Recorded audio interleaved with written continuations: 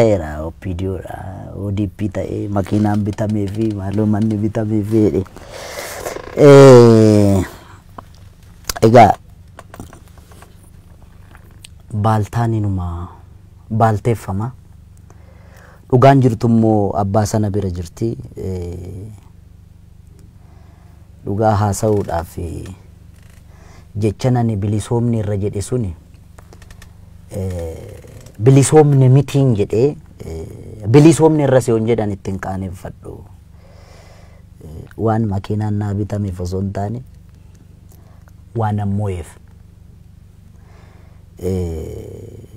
TPLF biyya isheetti galteetti kana amanuudha inni tokkoffaan jechuudha roorroo Oromoon Oromoo irraa geessisu immoo daboonni hin barbaadu eenyumtuu amanuu baatu Oromootu walirratti roorrisaa jira malee Oromaa miti gaafa Oromaayi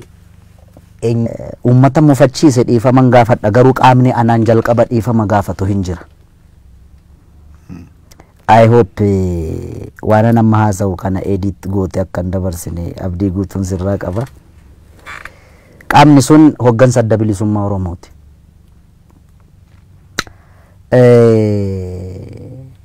akkan kana jedhu waaqi keessa kan nagalche akkamitti onaan jette takkaa ani hoggansa adda bilisummaa Oromoo taankii gulufaa Finfinnee seenaatti malee airportiidhaan OPDO faana harka wal qabatee abaaboo wal hirkaa fuudhee seena jedhee yaanne maaliif jennaan atuun beekta akka carraa ta'e Ameerikaa kana waggaa tokkoof waan ta'e jiraadhee argeera beektaa maafa goodeemna qamareesuuf fa'a gaafa galan diina jedhamaniiru gaafa qamareesuufis biyyatti galuun hogoo banaane salii birraanis gaafa galu Ihaadigii ture gaafa hoggansa adda bilisummaa Oromoos biyyatti galu Ihaadigii dhumat ture ammallee Ihaadigii dhumat jira kan biyya bulchu kanaaf ani kanan keessatti godhe saayikolojiin ani keessatti guddadhe gaafa OPDO'n ABO irratti olola ooftu gaafa ABO'n OPDO irratti olola oofu malee isaanii wal keessatti dantaa Oromoodhaaf jedhanii uummata ijaaran takka argeen beeku nammallee jira ololli sun nammallee jira na caalammoo ati biyya alaa sana baay'ee jiraatte waan ta'eef mooriin beektaa ansitti muun hin barbaachisu so anis egaa taankii yookaan karaa Wallaggaa kana gulufaa dhufu yookaan karaa Moyyaalee yookaan karaa Harargee kana gulufaa dhufee hoggansa akkuma TPLF 83 Finfinnee to'atte sanatti to'ataatti hin beeke malee eegaa ture malee gonkuma abjuu baddeetti yaadeen beeku erga galaniin booda nama nani kabaja guddaa isaaniif qabu qabsoo Oromoo keessatti waggaa dheeraa dabarsanii an obboleessa koo awwaaleen torbanittan simannaa irratti hirmaadhe gammadee jechuudha akkuma nurraa dhoowwiyaa lammaa nurraa dhoowwiyaa Abii jedhee gaafa Isaayyaas Afwerqiin galee sana maaliif obbo Lammaa fi obbo Abiy irratti quba qabe akkasitti maqaa dha'ee akkasitti salphisa gurbattiin kun Asmaraarraa ABO shaneet walaloo ergaaf yookaan dirqama ergitiif akkuma jedhame sanatti jechuudha gaafama bilisoomni miti jedhee uummata gaafan gaafadhu gurbattiin kun OPDO'dha naan jedhadha walumaa galatti ani ummata sana gaaf sana bilisoomne miti jedhee gaafan gaafadhu akkuma siin jedhe sana qaaman ani taankii gulufaa 4 kiiloo seena yookaan Finfinnee seenaatti eegaa ture sanatu abaabootti kenninee seenee jennaani walumaa galatti kana booda homtuun jiru jedhee gatii yaadeef gammadee tan tokko ta'an jarri keenya kana booda waliin hojjetu kana booda dantaa saba keenyaa dursu jedhee gatii yaadeefan isayyuu ummatan gaafadheem annama tokko ummanni milineemii hoolii keessa jiru immoo nama 25,000 approve naa godhe ummanni way qorichatti kenneetan baay'ate riitimiitu duubaa jira anyways kana makiinaan bitamee fi jedhanii hayyoonni tokko tokko immoo Ameerikaa kaabaarraa gaafa miidiyaadhaan haasaan ijoolleen natti erganii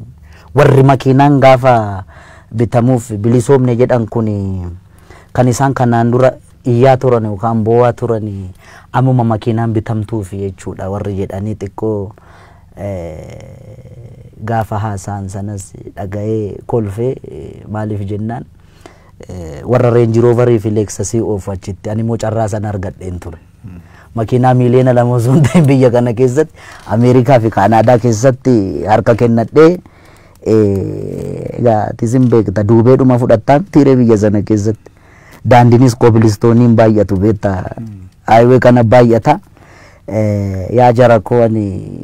carraa isin argattanis argadheen ture isaafis miti walumaa galatti yaanni gadi bu'aan akkasii jecha namaa eeggatanii speeshaalii nama qeequun waanuma jiru garuu dhugaa jirtu too beekanii waan hin fakkaanne haasa'uuni gaarii miti ani hin banne yoon tures waan an tureef sitti himuu nan danda'a. Yes, ummanni Wallaggaa asilii baay'ee keessa akka jiru nan beeka. Gujiif Boorana. Bilisummaa Oromoo kan mirkaneessuu dandeenyu afaan qawweetiin jedhee ilmi Oromoo tokko karaa lixaatiin waraana hoogganu akka jiru qubanan qaba. Karaa Booranaaf Gujiitiinis akkasi. Akka isaatti inni sirrii ta'uu danda'a. Kan waraana biyyattii immoo amma ajajaa jiru Saamoraa miti. Innis ilma Oromoodha. Akka waliigalaatti immoo 4 kiloorraas kan ajaju innis ilma Oromoodha. Inni karaa lixaatiin waraana mootummaa kana loluudhaaf hoogganu ilma Oromoo ta'e inni kunis ilma Oromoo ta'e akka kanaan durannaa Saamoraan ajaju sana salphaanatti hin ta'u anaaf salphaa miti karaa profeshinii kootiin itti hojjechaan jira yoo isaaniif galee silaayi otoonnaa Saamoraan jiru sana yookaan gara laafina tokko malee ummata keenyatti waraana bobbaasan sana lokeeshinii kamiyyuu keessa haa ta'u ilmi Oromoo tokko waraana hoogganaa jira Oromiyaa keessatti otoo naan jedhani tarii amma haasa'uun hin barbaachisu beektaa namni na dursuus hin jiru ta'a. Maaliif lolli yeroo sana ture lola dhugaati ajaju ture amma Oromoof Oromoo jidduutti waraana gaggeeffamaa jiru kana yoo jaarsaan dhaabsiste malee yookaan uummanni ofii isaatiif yoo bayee jara lachuu lolate akkuma kanaan dura waraana TPLF kana fuuldura dhaabbate kana nu keessaa baa jedhee waan qabuun jara lachuun siin jedha isa mootummaan ajajus isa sanas malee sanarra gortees kana gochuuf kanarra gortee sana yeroo baay'ee ulfaata ta'e keessa jirra maaliif akka barbaachises naan galle by the way yeroo kanatti Oromoon filannoo bal'aa qaba akka kiyyaatti qaama karaa nagaatiin barbaaduufis karaa nagaatiin mormuuf qaama karaa afaan qawweetiin natti dhufuufis afaan qawweetiin itti deemuudhaaf Gujiif Boorana keessa deemsisuun nan barbaachisu yoo dhugaa reyaalitii walitti himne fakkeenyaaf qaamota hidhannoodhaan mootummaa garagalchuudhaaf socho'aa turan abaa'oo qofan turre Gimboo Sabaniinis ture hiikkatanii galan jedhame malee gaafa tarree seenanii qawwee hiikkatan sana mootummaatti gaafa kennan hin argine nuti.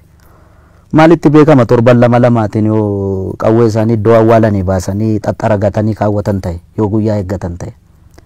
xiqqoo ishii kan anaan natti hin tolle socho'uu waanuma jiru rakkoon qabu. Qaamni maqaa Oromootiin hidhadheetan uummata kiyyaa afaan qawweetiin an bilisoomse jedhu loojistikii qabu faana gaafa suura ka'ee bakka hundatti maxxanfamee gaafa yeroo laallutu jira beektaa. Kuni riphee lolaa addunyaarra jiru kamuu tarii lookeeshinii inni jiru faana wal fakkaateet informationii balleessuudhaaf gaafa inni sosso'u maqaan humti isaayyuu goreellaa faayitariin agartee dhokatee lolaa muti keenya garuu kanaaf yeroo ammaa kana calleftee kanaaf sirba yaa gammachuu hin qabnu garuu gara biraatiin immoo dhiyeenyuma kana gaaddisa hoggansa Oromoo tokko jedhanii hundi isaaniitu walitti dhufanii wajjiniin hojjechuudhaaf walii galaniiru sana amma waan shakkitee tetteessuu fi itti gammachuun qabu jette sun kun si gammachiisee maybe gara qaamonni walii galan qaamonni karaa nagaa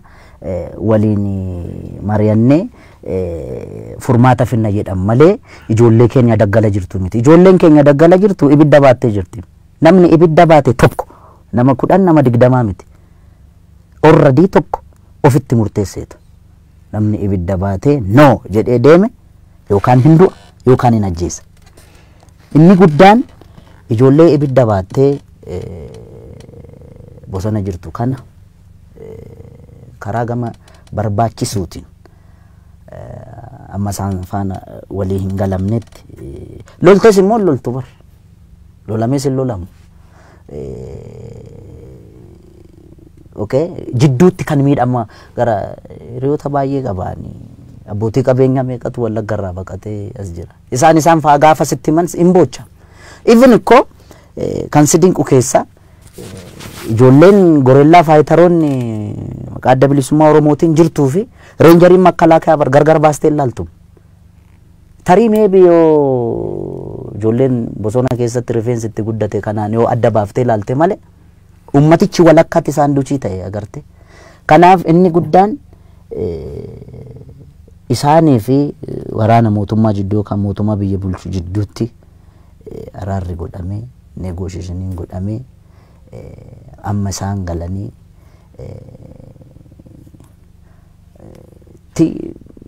dhaabbileen Oromoo karaa nagaatiin sosso'an kun si'a 9 araaramanii si'a 9 walitti ni ta'e furmaatan ta'u naanna'ee lookeeshiniin waraanni itti gaggeeffamu hawaasa keenya keessa ta'uu isaa badaadha agartee waraanni amma dhugaa yoo walitti himna ta'ate dhugaan yeroo baay'ee naadhofti dirqamanii dhuma liqimsuudha malee waraana biyyattii kana qaamni hoogganu otoo Oromoo ta'e uummata keenya Wallagga keessatti hin argannu. Kuni jechuun ifadha. Yoo dhugaa walitti himna ta'e jechuudha. Fakkeenyaaf Seeriyaa kana argiteetta miti. Seeriyaan akkuma jirtutti kan ishiin barbadoofte qaamni hidhate tokko magaala seenuusaa GPS'dhaan gaafa bira qaqqabu gubbaarraa fooqii naa jiraatu fooqii sana keessa daa'imnaa jiraatu ammas qaamni hidhate tokko hidhannoodhaanan mootummaa haleelee kuffisa nan yaadadha Ameerikaa taa'e Jaal Daawud Ibsaan Asmaraarra gaafa intervii godhamani akka malee lolli hammaatee ture biyyattii kana keessatti miidiyaa keessanaa ta'uu miidiyaa wayii yaadadhu maaliif waraanni bilisummaa Oromoo amma seenee lolu gaafa jedhamu isaan deebisan gaaf sana sirriidhaanaaf yoo waraanni keenya seene biyyattiin akka Seeriyaa taatee jedhani. Yes. Maaliif jennaan yeroo sanatti hooggansi waraana biyyattii kana hoogganu sun addi bilisummaa Oromoo horroo keessa socho'a yookaan Amboo keessa yookaan Qeellam Wallaggaa keessa socho'a yoo jedhame topograafii kaasanii xiyyaarumaan uummata faana fixu. Inni kun galeeraaf isaan yeroo dheeraa keessa turan waan ta'e waraana keessatti waan jarri gochuu danda'an gatii beekaniif. Okay? Kanaaf amma tarii gaamma akka dubbina jala garagalchine amma Abiyyi maa xiyyaara kaasee hin tumne jechuu barbaadde moo akkanaan hin jenne inni gaafa guutumaan guututti daamij gochuu gaafa barbaadne isni kun yoo namni bahee qotachuu dadhabe yoo namni bahee galuu dadhabe yoo baratee mana barumsaa akkamitti Oromoon walii galuu dadhabe kan Oromoo kana promote godhee gargar nun deegeenu baay'een Oromoo jajayyu kanaaf wanti kun atattamaan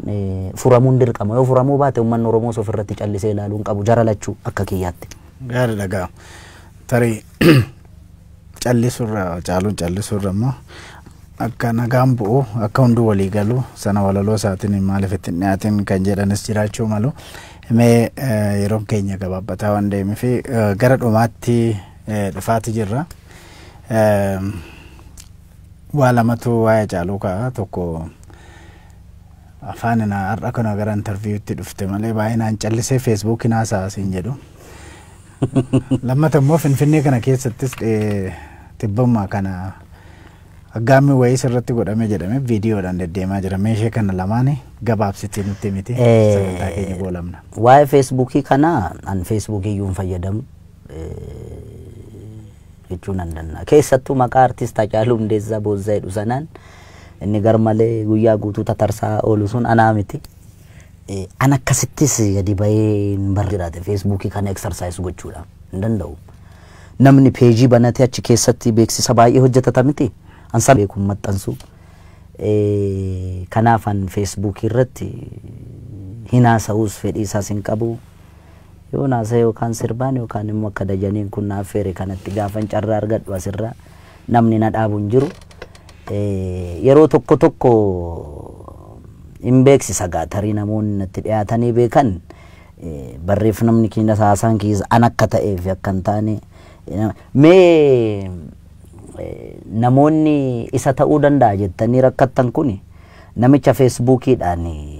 sinitti haasa'u yookaan maxxansu kana fooloo sagootan sana bilbilaan na dubbisaadhaan yookaan miiseenjeriidhaan yookiin maqaa kiyyaan hedduu jira akka hin dogoggorre dajuu walumaa galattanii feesbuukii irratti miti. Finfinnee keessaa baalageedha. Baalageegaa barsiisaatu man darba yeroo baay'ee. Yeroo tokko miti yeroo shanaffaaf dheengadda na mudate darbeen beeku anis maaliifi anjaarsa jalattan guddadhe akkattan mirga namaa eeguuf akkattan mirga koo eegsisuu warra na guddise irraan baradhe mirga namaatti taakkuu tokko hin bu'u mirga koo taakkuu tokko dabarsee namaan laadhu akkatti baalagee faana walii galanis nan beeka waan ta'eef waan ishin narraan geesses hin jiru narraan geessus gaafa ishin taakkuu deemtu an ciqileen deema waan ta'eef kun gabaabumatti kana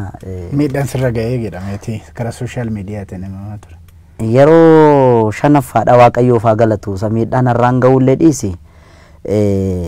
anis miidhaan irraan geessisee hin beeku walakkeessumattan barsiisee gargar baana malee sadarkaa miidhaan irraan ga'urra geenyaani waan miidiyaadhaaf hin tolleetu ta'a waan ta'eef isa karaa sanaan hin jiruusi jiraachuus hin danda'u. Gaariidha. Haacaaluu yeroo kee baay'ee mi'aa akka ta'e nan beeka yeroo hin qabdu yeroo amma na bira dhuftee yoo bilbila meeqatu asii nutti iyyaatti jira yeroo kee kennitee Finfinnee isaatti argamu istuudiyoo keenyatti waan argamteef hedduu galatoomin jedha. Ulfaadhu dha. Hedduu galatoomi. Egaa kabajamtoota daawwattoota keenya yeroo dheeraadhaaf badeera jettanii gaafataa kan turtanii artista Haacaaluu Hundeessaa wajjiniin turtii goonee kanarraa kanumaan raawwanna gama teeknikaatiin Roobeeraa Girmaa akkasumas Yoomis Gonfaana wajjiniin turanii ani kan immoo Haacaaluu wajjin turtii godhee Dajanee Guutamaati. Haacaaluun ammas deebi'ee akka dhufu abdiin qabaa. Egaa kanarraa kanumaan goolamna yeroo biraa walitti deebina nagaan nu tura.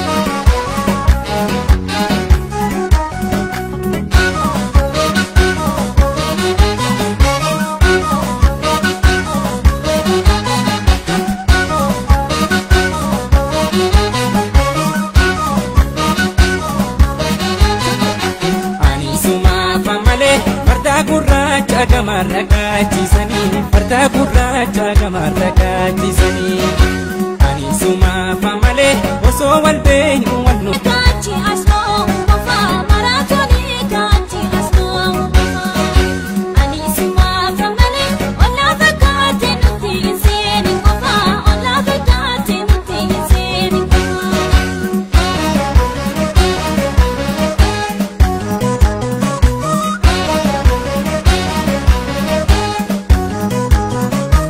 Odana gawabiyoti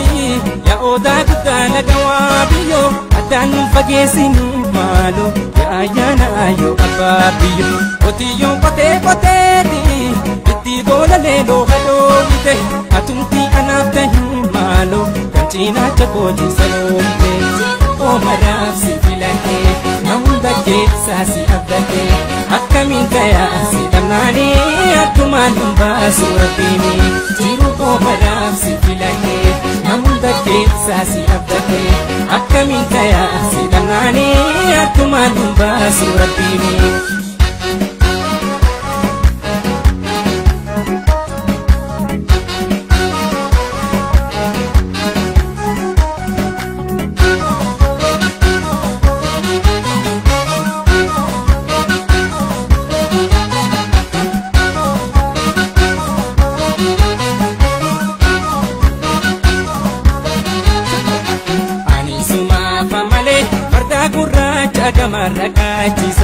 farda gurracha gamarrakachi sani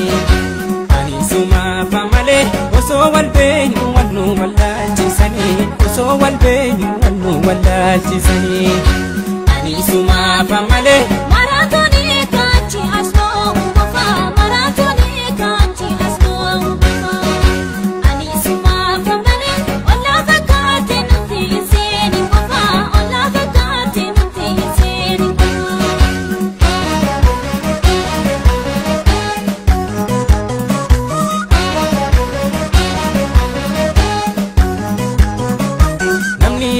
Kapiteti China chalamani rapembulu Tochito ofekatu malo Alaga yomi junamantulu Kufafi darba isani Isorru barabarani Damaki didi galoto